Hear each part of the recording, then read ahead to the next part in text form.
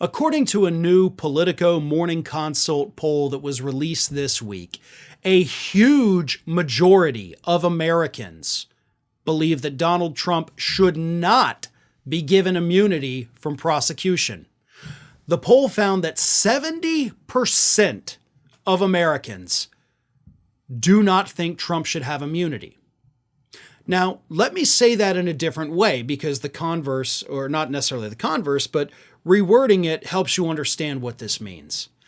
70% of Americans think that Donald Trump should stand trial for the felonies that he has been accused of. Now, important to note there, that does not mean that 70% of Americans think that Donald Trump should be convicted. It just means that 70% of Americans believe that Donald Trump should be prosecuted and that justice should play itself out at those trials. So that 70% of the public's a big number. And that 70% number also includes a plurality, 48% of Republicans, and 3/4, 75% of independents. Now, obviously, more than 90% of Democrats believe that Donald Trump should not be given immunity, but it's the plurality of Republicans, 48%, and of course the overwhelming number of independents, 75%, that should worry Donald Trump.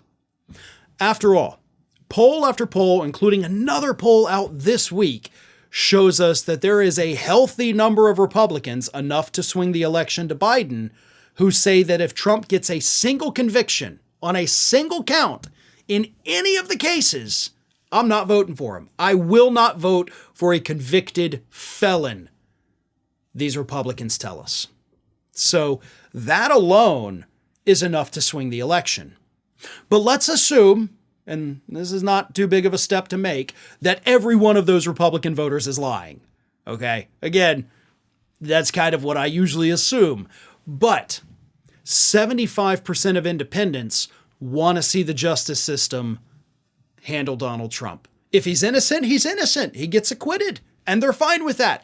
If he's guilty, and they're fine with that too.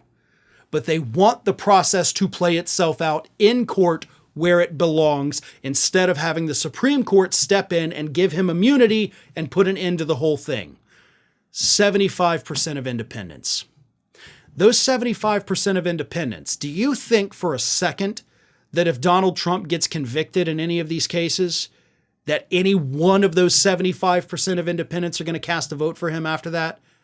Absolutely not. Like, that is not believable. The Republicans, as I said, on the other hand, I do think some of them will not vote for him, but I think the majority that say they won't vote for him if he gets convicted, majority of those people will end up voting for him. So that's not necessarily something I'm putting too much hope in. But the independents, if your choice is, well, this guy's really old, but this one's a convicted felon, they're going to go with the old guy. And I cannot blame them for that. So this is another reassuring poll that the American public is paying attention to Donald Trump's trials.